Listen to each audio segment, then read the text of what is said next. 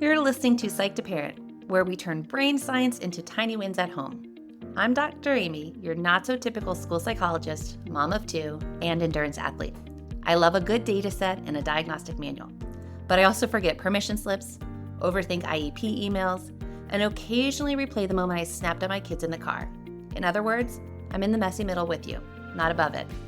This show is for parents of big feeling, big thinking kids who are tired of vague advice and Pinterest perfect behavior charts.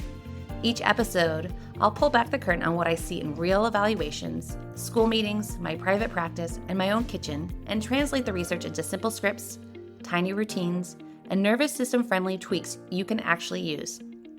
Think of it as a nervous system rehab meets mindset coaching meets a smart, slightly spicy, non-judgy friend in your earbuds. We'll take one real life challenge at a time and shrink it down into 1 or 2 tiny wins you can start this week.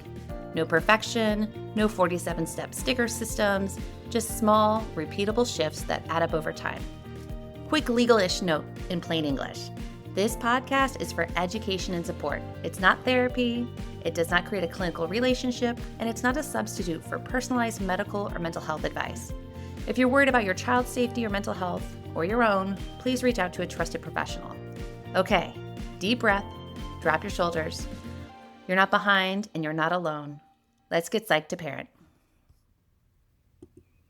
Okay, picture this. It's 2:30 in the morning, not like early, not like productive time. My alarm goes off and I have that one thought that only exists at 2:30 in the morning. Why did I sign up for this? And then my second thought shows up immediately. Oh yeah, because I like to sign up for hard things. Not in a showy kind of way, more of a I need proof kind of way. Sometimes I need a physical reminder that I can do hard things. My body has to prove it to my brain because life gets heavy. Parenting gets heavy. School stuff gets heavy. And when I choose a hard thing on purpose, it reminds me I can keep going. I can handle a hard mile. I can do the next right step. And that, honestly, is the theme for today's episode. Because yes, we're talking about Run Disney and the Dopey Challenge. But what we're really talking about is endurance parenting. Hi, and welcome back to Psych to Parent. I'm Dr. Amy, school psychologist, mom of two, married to my college sweetheart, and parent coach for parents of strong-willed, big-feeling, big-hearted kiddos. This episode is a behind-the-curtain kind of episode. We're talking about Run Disney and the Dopey Challenge, but this isn't a running episode. This is an endurance episode. I completed the Run Disney Dopey Challenge over the weekend in January of 2026. Why am I talking about this? Because parenting these kids, it's not a sprint. It's a long haul climb. If you're in that season where you feel like you're constantly trying to fix it and it still feels hard, I want you to know you're not doing it wrong. You might just be sprinting a course that requires pacing. Here's what you walk away with after today's episode. An endurance lens for your hardest hours, especially after school. A school translator minute that helps you advocate without spiraling. A few scripts you can actually say out loud. A handful of tiny wins for this week. And a freebie that fits this exact big feelings season we're in. So let's start with day 1. Part of the Dopey Challenge is 4 races across 4 days. It starts with a 5K, then a 10K, then a half marathon, and a full marathon on the final day. That's just under about 50 miles of running over the course of 4 days. Starts on a Thursday and you finish on a Sunday. And I knew right away when I signed up, I can't treat the 5K like it's the whole story. So I had these mental rules I repeated each morning to keep my brain from getting too dramatic. Here's the first one, and this one is the anchor. On the 5K morning, I told myself, today is a dress rehearsal. My only job is to make tomorrow easier. Today doesn't have to be perfect. Today is practice. And the question underneath that rule, the one I want you to keep in your pocket is, what makes later easier? Because so much of what feels like bad behavior or bad parenting is really just a day that stacked too many demands with too little recovery. Okay, so I'm holding that mindset and then I get to staging. Let me tell you about day 1. I was so prepared. My alarm buzzed at 2:15 and I popped up like I was being paid for it. Brushed my teeth, got dressed, ate some breakfast, got my racing bib, and boom, I was ready to go. And I got on the bus early, like early, as in I arrived at the staging area with over 90 minutes before my start time. 90 minutes, y'all. 90. If you've ever prepared for a school field trip like you're packing for an expedition, you get me. So I'm standing there waiting in my corral. There's lots of costumes, that whole Disney energy thing. It's a vibe. And something super funny happens. I see someone I follow online. She's an endurance athlete whose content I genuinely love and was an inspiration for me for a lot of different events I've done. I've watched her content on YouTube and Instagram, and I think she's authentic and real. She's a mom. She gets the messy middle, and she is in my corral. So I do the thing you do when your brain forgets it's a human being. I get super excited. I walk up, I say hi, and I'm pretty sure she was like, "Who is this lady?" And I immediately thought, oh my gosh, this is how it feels when a parent sees me at Target. Not because I'm a celebrity, but it's that out of context feeling like, wait, you're a real person too who buys shampoo? Hold on to that idea because it actually connects to school advocacy later. So the 5K begins, and honestly, it's a whole vibe. It's crowded, it's joyful, you're weaving around people, and you can feel your adrenaline wanting to sprint. And I kept coming back to my rule: dress rehearsal, make tomorrow easier, which meant I wasn't trying to prove anything on day one. I was trying to stay steady. And parenting has a version of that too. The hardest hours for a lot of families aren't the big moments. They're the repeated moments, the daily stretch that happens again tomorrow. So when we talk about pacing, we're not talking about being passive. We're talking about being sustainable, which brings me to the messy middle.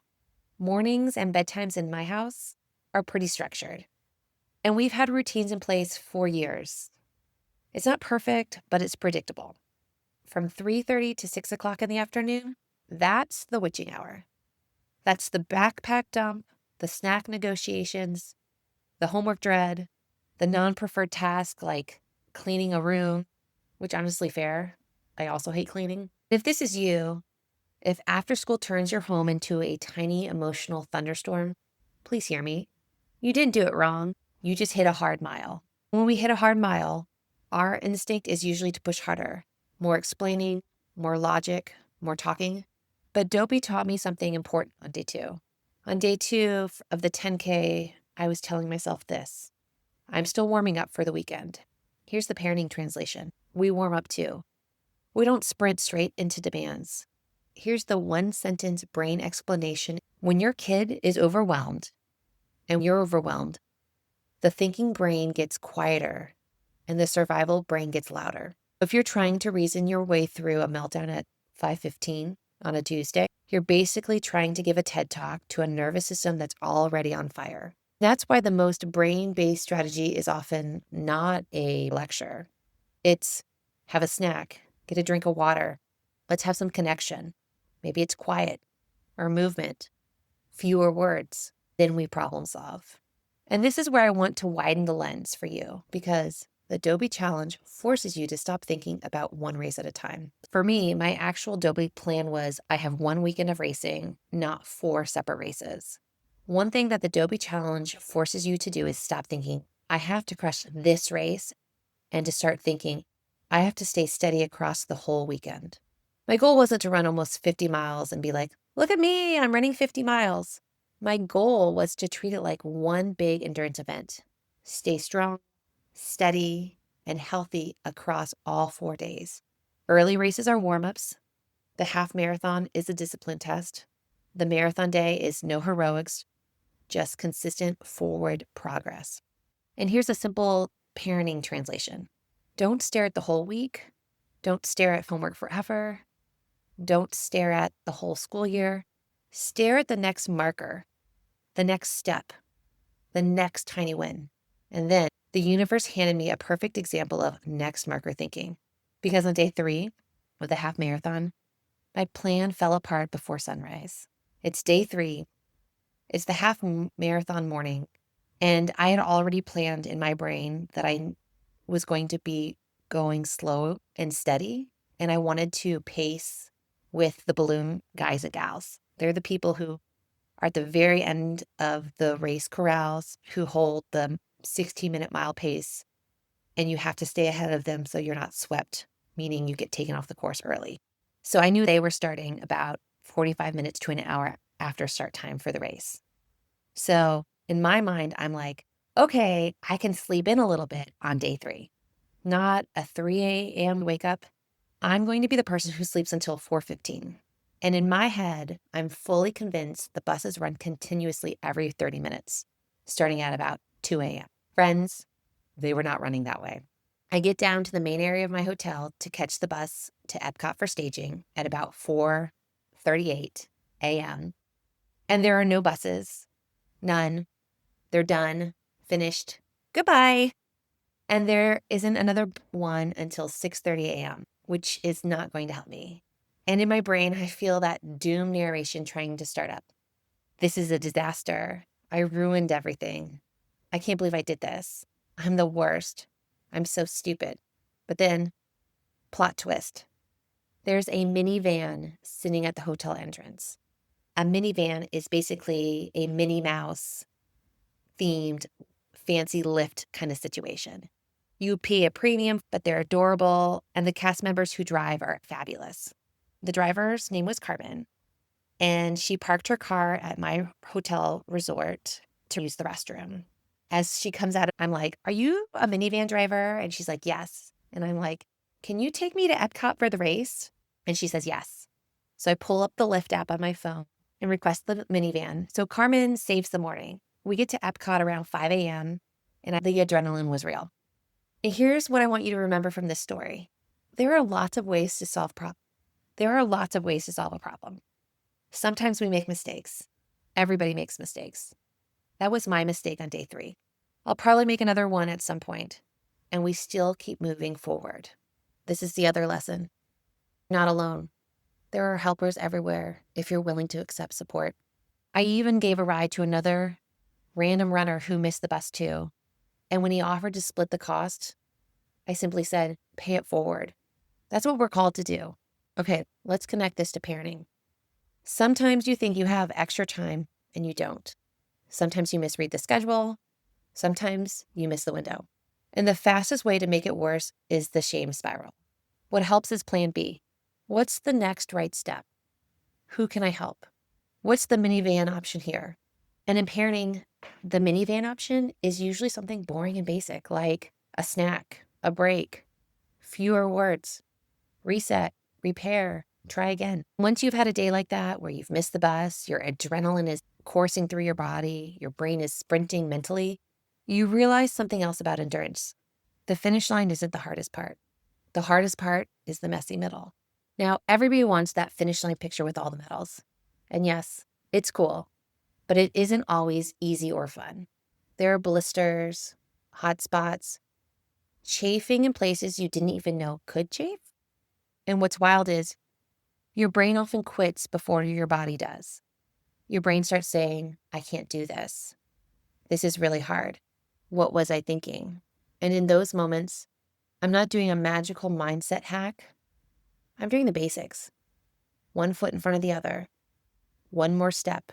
Get to the next mile marker. And sometimes the smartest thing you can do is a medic 10 moment. Stop. Care for what hurts.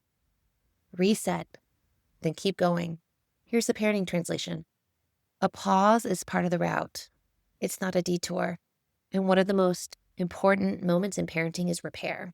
I've said it before on the podcast. I'm not a yeller. I'm a reformed yeller, but I do have a tone. And when I'm tired, my tone can show up.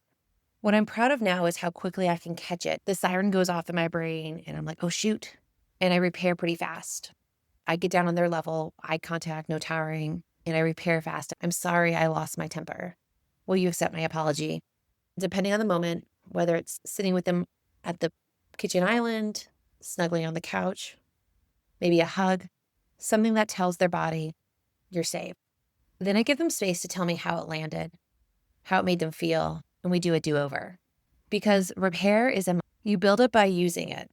And repair is easier when you're not trying to do every mile alone. Doing something like Dopey doesn't affect just me. It affects our whole household rhythm. And I'm grateful my partner is a steady teammate about pacing. Not hype, not pressure, just the boring basics that actually matter, like protecting sleep, simplifying the schedule, helping me keep it calm and clear when my brain wants to sprint.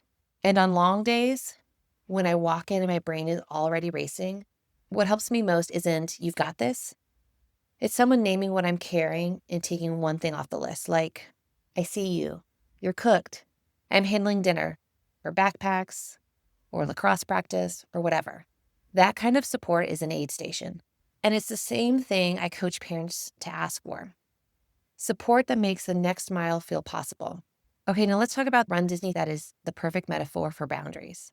On day 3, I was running the half marathon.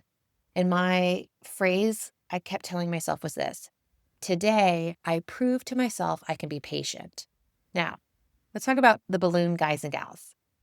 People talk about them like they're villains, but I think of them like a pace line, a reminder that the system has limits. Here's my gentle hot take: boundaries aren't punishment, they're pacing. A boundary isn't "you're bad." A boundary is, "This is the pace our family can hold." After school is where pacing matters most, because that's where we start sprinting, explaining things like 12 different ways, and trying to win. Let me give you a real life example of pacing that has nothing to do with running. Here's what pacing looks like in real life for me. Last week, before I went to Disney for the Dopey Challenge, I picked my kids up from school before driving to Disney during rush hour traffic. Super epic on I-4. It's a 10 out of 10 experience. And I knew I needed to set the house up before I left. Groceries, snacks, lunch stuff, easy dinners. I could read it immediately when my kids got in the car. Low battery alert. Not in the mood for a grocery store run. So I made a pacing decision. I told both of my kids, we're doing 10 minutes at the grocery store. It's a quick sweep, then we're out. And when battery is low, I like to add tiny joy as fuel. A free cookie at the bakery, choosing a special snack for school the next day. Maybe it's a small treat for after dinner. That's not bribery. That's regulation. That's keeping the tank from fully emptying. And if your child can hold it together all day at school and then unload at home, this is exactly where calm pacing matters. Which brings us to the school translator minute, because you can advocate without spiraling. School translator minute, supports first. A lot of families live this pattern. School looks fine, and home gets the full emotional unload. You're not trying to label your child in an email, you're trying to help them. So the goal is shared language plus a couple small supports plus a check back date. Not panic, not a fight, a plan. Here's the sentence you can borrow with your child's school. We're noticing a consistent pattern after school. Big emotions, low stamina, and homework is often the tipping point. I'd love to partner with you on 1 or 2 supports we can try for the next 4 to 6 weeks. And a simple way to track whether they're helping. If you want a copy-paste email, here are 2 options. Hi, Mrs. Smith. We're noticing after school, our kiddo seems really depleted. Big emotion, quick frustration, and homework is often the tipping point. What are you noticing during independent work time, transitions, and at the end of the school day? I'd love to partner on 1 or 2 small supports we can try consistently for the next couple of weeks and then check back in. Hi, Mr. Davis. We're seeing after-school meltdowns and homework overwhelm pretty consistently at home. Could we try 1 or 2 supports for the next couple of weeks? Maybe it's chunking work into smaller pieces, a quick check-in before independent work, or a brief movement or water break before tougher tasks. I'd love to set a check-in date so we can see what's helping. When does it seem hardest? Is it transitions, the independent work?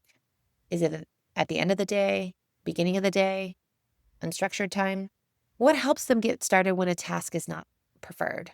Can we pick 2 supports to try and a date to revisit so we're not guessing? Pick 2 supports, track it, check back in. Approach is exactly the kind of thing I walk parents through in coaching, because having a plan takes the panic down by about 60%. I'll share more about ways to do that later this year. Okay, back to Dopey, because I want to leave you with hope, not just strategies. Here's another thing that surprised me about Dopey, and I want to say it out loud because it matters for parents. As I did each race, my times actually got faster instead of slower. And that is not because I magically became a different person overnight. Part of it was the crowds. The 5K took me over an hour because you're weaving around people and it's busy and it's Disney, costumes included. But part of it is also this. When you pace well, fuel your body well, and keep your head steady, you can actually get stronger as you go. I finished the marathon in 5 hours and 35 minutes, and I was really proud of myself for that. And here's why I'm telling you this on a parenting podcast, because I want you to know you can still make progress.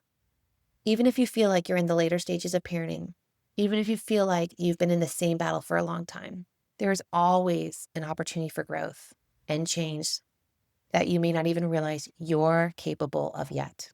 Progress is possible. Sometimes it's slow, sometimes it's messy, sometimes it surprises you, but you're not stuck. And that takes us to the final Dopey rule, the one I want you carrying into the after school hours. On day 4 of the marathon, the message I kept replaying in my brain was this: relentless forward progress. I don't stop, I just adjust. Here's the parenting translation. We don't quit, we don't force, we adjust. Here are a few scripts for the after school hours. Script number 1, warm up first. Snack first, quiet first, then we'll talk about homework. Script number 2, boundaries equal pacing. I hear you don't want to. The plan is 5 minutes, then we reassess. Script number 3, a medic tent for you. Pause. I need a pause. I'm getting sharp. I need 30 seconds, then I'm coming back. Script number 4, repair. I'm sorry. I lost my temper. That wasn't your fault. Let's try again. And if you only take one thing from this episode, take this. You don't need a total overhaul. You need one next marker. Here are your tiny wins for the week. Number 1, dress rehearsal question. Each morning, ask yourself, what makes later easier? Number 2, a 10-minute decompression buffer after school. Food, water, quiet, some movement. Whatever your child tolerates. Number 3, one boundary you hold kindly. Could be a homework cutoff, a screen time transition, one thing. Number 4, put your medic tent list on a sticky note. Pause, water, food, fewer words, repair. Number 5, one deposit before demand. I'm glad you're home. A hug, a joke, a cookie. Yes, it counts. Pick one. One is enough. If your parenting season is an endurance event, what's your next mile marker tonight? Not the whole marathon, not fix it forever, just the next marker. If this episode hit you right in the 407 kitchen counter island kind of moment, do 3 things for me. 1, please subscribe so you don't miss the next episode. 2, share this with a friend who's in those after-school trenches. 3, make sure you grab my Big Feelings decoder. It helps you understand what's underneath the meltdown and what to do next without it turning into a power struggle. It's linked in the show notes. Meet me at the trailhead tomorrow, because this is a long haul climb, not a one-day sprint. If today felt like that 407 moment where everything falls apart at once, you didn't do it wrong. You just hit a hard mile on the course. And if you need a medic tent, take it. A pause is part of the route. It's not a detour. Here's your permission slip. You can stop mid-moment, regulate first, and come back with repair. Because repair is a muscle and you're building it. You can hold the boundary and still stay kind, calm and clear, loving. And you don't have to explain it in 12 different ways. Just for the record, sometimes the most brain-based strategy is a snack, a hug. You're not failing. Your kid isn't broken. You're dealing with big feelings and school stress in a loud world. And we can build better on-ramps, one tiny script at a time. Until next time, friends.